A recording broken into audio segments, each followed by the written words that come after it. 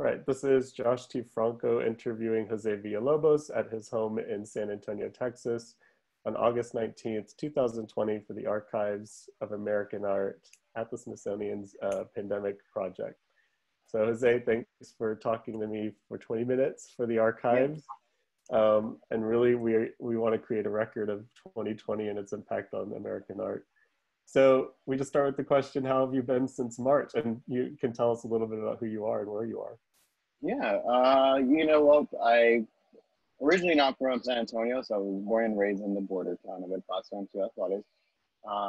But yeah, I mean, lately I've been surviving just like any other person. I myself, it's been a little bit, it's been a little crazy because I'm used to, I do installation artwork along with performance artwork, and the pandemic definitely has changed a lot of things since the beginning.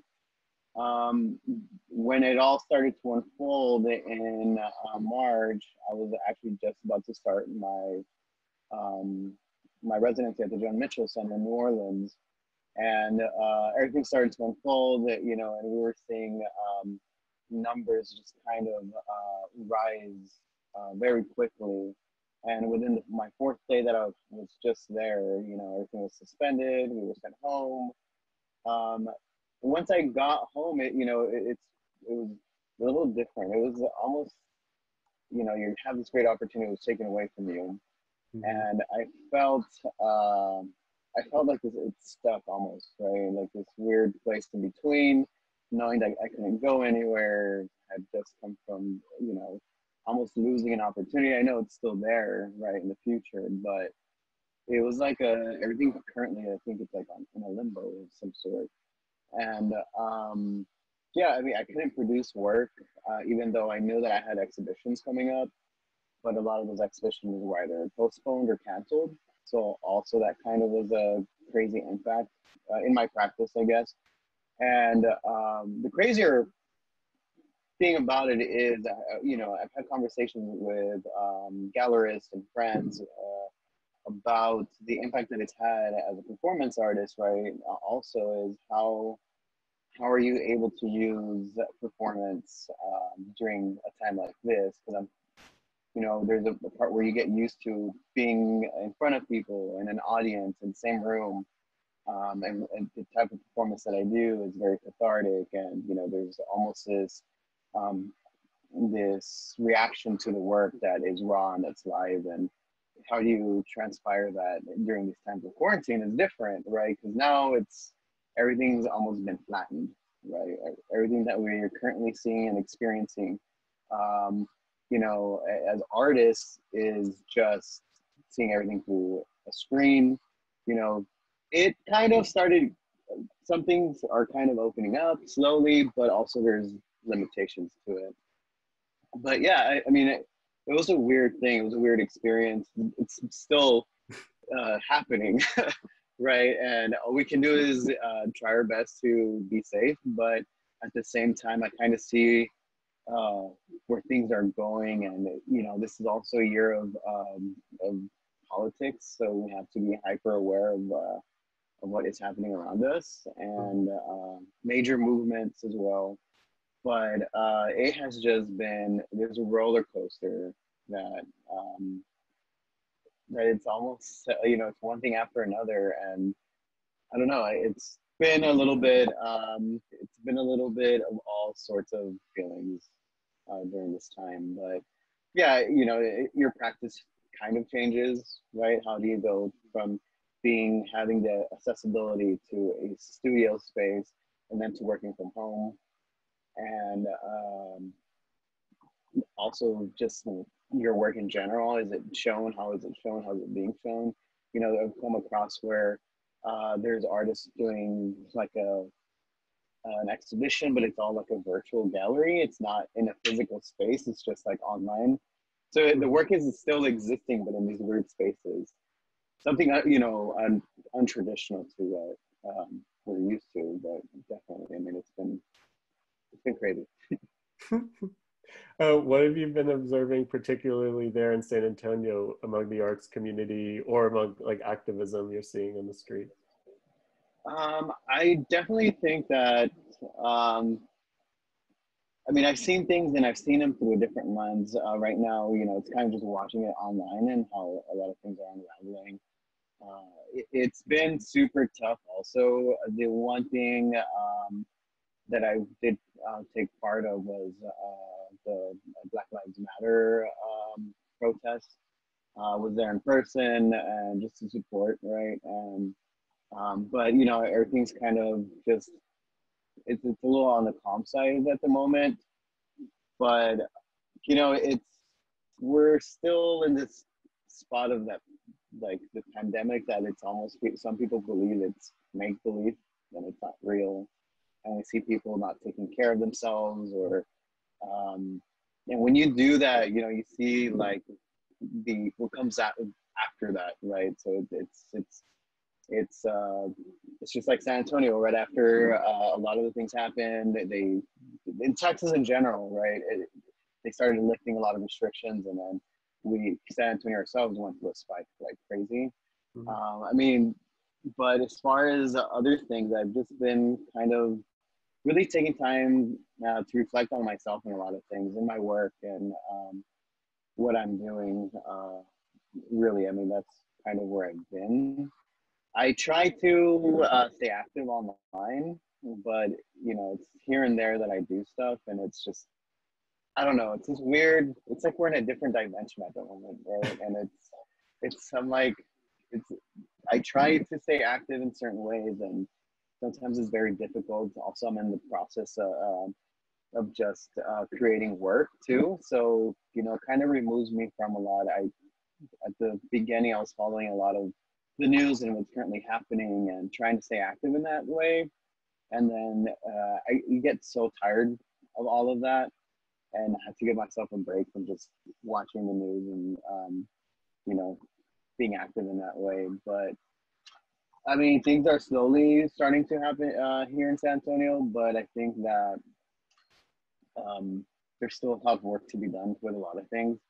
And we need to see that you know, we can see that people are actually working towards the better side of a lot of things. But I think this pandemic has really highlighted a lot of things. You know, when it's coming down to institutional matters, also like what people, I guess, the way they process certain things and what they think about a lot of things, and because now we're sitting at home and we're seeing all of this stuff come at us, right? And we start to begin to see a lot of things because we actually have the time to catch on to a lot of things and to listen, right? And I mean, definitely, there's some things that have come up, and it's sometimes you don't notice, and when you get that chance to really pay attention to it, if you kind of sit and stew there for a bit, and you're like, okay, like, what can I do, right? What can I do as a person to help any type of movement or to be able to change things around to where they're better, right? And for the people, especially. But yeah. I mean, I'm interested in having this being a time to where you have time to reflect on your practice you mentioned. Yeah. And I wonder, have you come into any realizations about your work or the way you go about your work because you've had this time to think without having to... Actually, yeah, I've had it's all, you know, there's a sense of, okay, like it almost pushed me to, right? So it's like, okay, if work, it just depends, like if work can't physically exist in a space, like how can I produce work and still have that same impact, right? So that's a one thing that definitely kind of surfaced out of this is, okay, now we're like in a virtual world, and how can I produce work that can be experienced? Because also, you know, as an installation artist, it's very different because the work actually sits in a space for people to experience it all around. And you can't do that virtually as easily, right? And that's one thing that did surface out of it. It's like just the process of creating the work and switching to maybe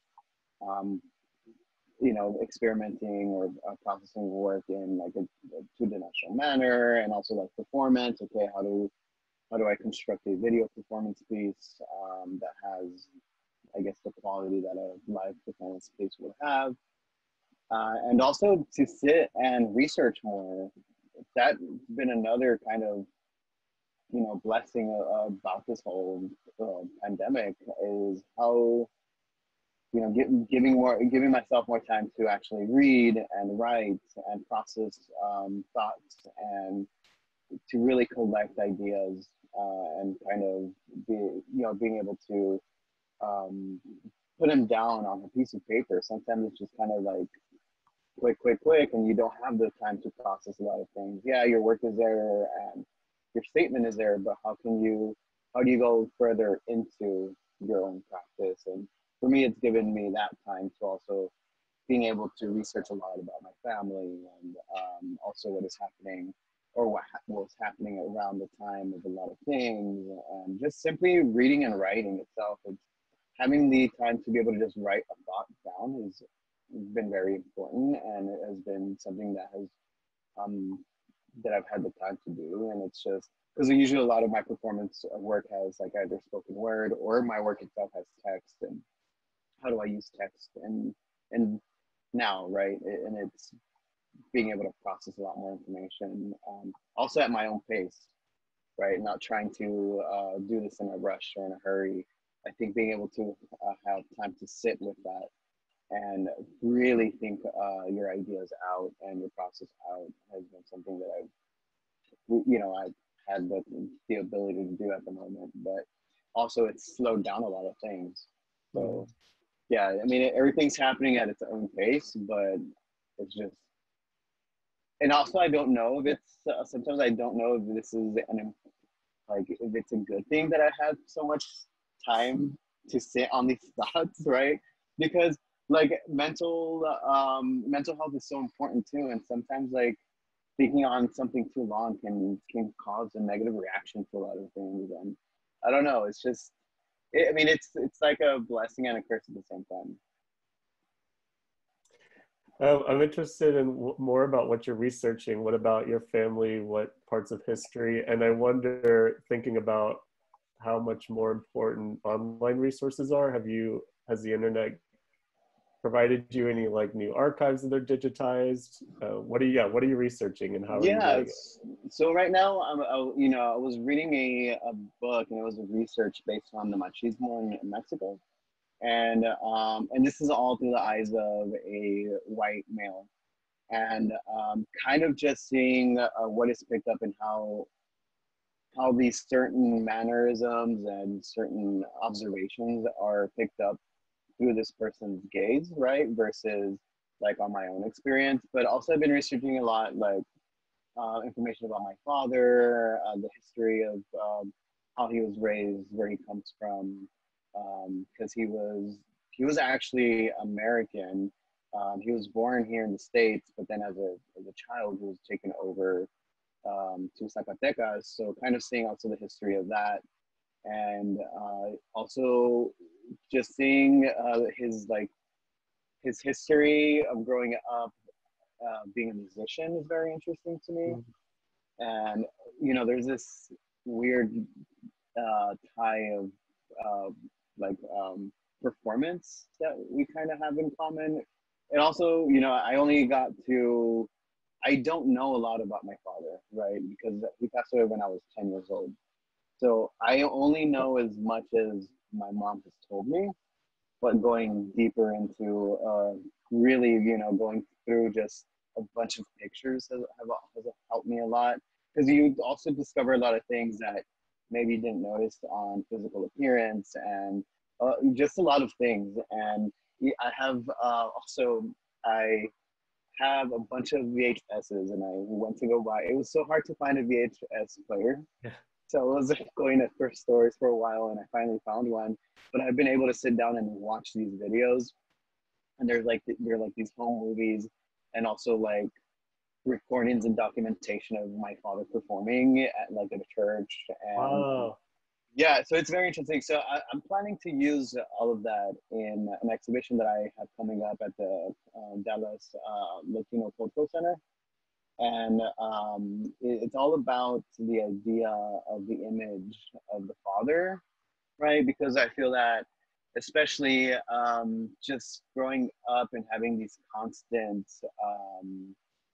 reminders that, oh, this is how you're going to be just like your dad, or so, you know. And when you separate yourself from that, especially me coming out at the age of 22, I think, I can't remember, like 22, 23 years old. So I came out later on in my life, and to kind of still go back and make those relationships of who I am as his son, but also how he was raised and what he would do, and finding that you know, that performance aspect of what he did.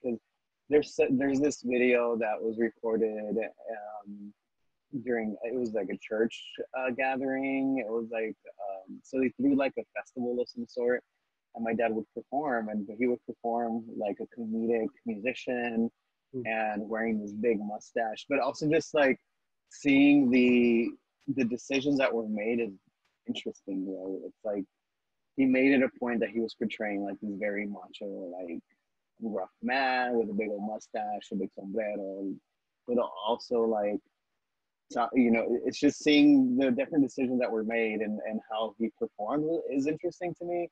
But there's definitely like a lot more things that I've kind of been looking into, and I find fascinating. And just also like the surroundings, right? Like when you see like we have discovered a couple of home videos and just discovering the surroundings of like what that home looked like and what the aspect of the family looked like. And so it's been a lot of like personal research on my end.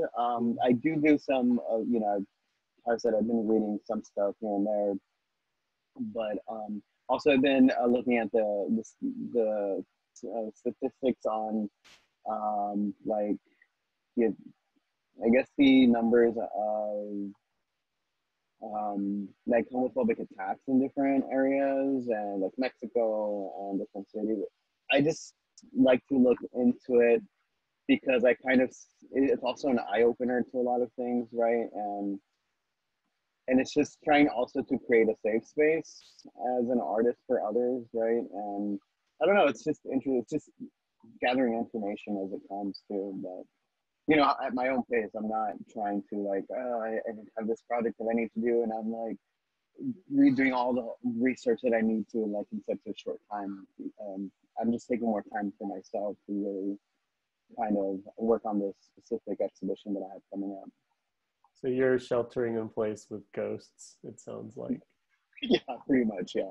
It's a great use of primary sources. Those are great primary sources to have. It sounds great. Yeah, yeah. And it's interesting, you know, and it's just like what I have access to and how I can use it, you know, is interesting too. Just even the process of having a VHS, like, and having a player, you don't have that accessibility online, right? That's something that you can easily obtain. And yeah, just even like photos, old photos, and going through a lot of, you know, I call it crap, but it's not crap, but yeah. Yeah. That's great. In the last couple minutes, so we expect, yeah, this is a document for the future, for the long term. What do you want to tell people that maybe is not being so put out on the record about being an artist in 2020, in 100 years? Yeah, I mean, I think that this is something, I think being an artist right now is important. I think it'll always be important to be an artist, right?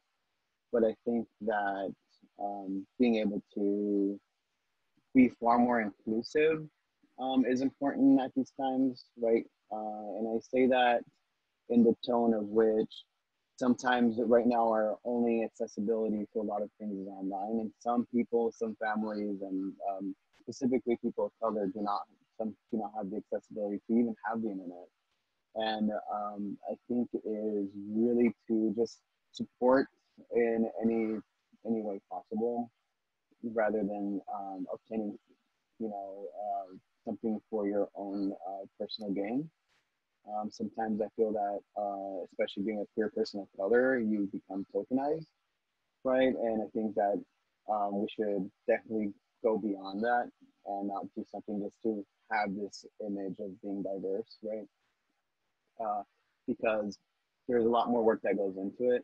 But I mean, definitely, I think it's always going to be a battle. It has been a battle for the longest time.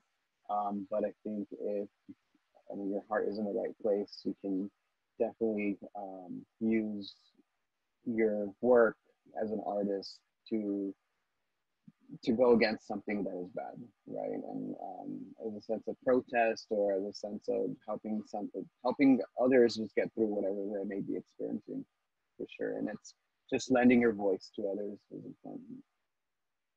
Cool. Well, thanks so much for doing this. Yeah, no problem. Thank you.